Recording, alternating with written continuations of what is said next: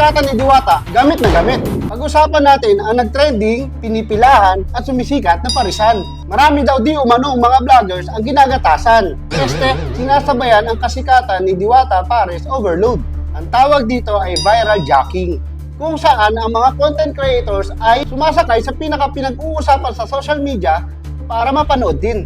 Ang tanong, may mali ba rito? Mga boss, sa demokratikong bansa natin, may kalayahan tayong gawin anuman ang gustuhin natin. Tulad ng mainstream media, pinupuntirya ang showbiz at mga kontrobersiya. Ang mga vloggers ay may karapatan ding pumili ng mga topic na tingin nila ay panonoorin ng kanilang audience. Ngayon, bakit mo sila kagagalitan? Simple lang yan. Kung hindi mo gusto ang content, scroll up agad.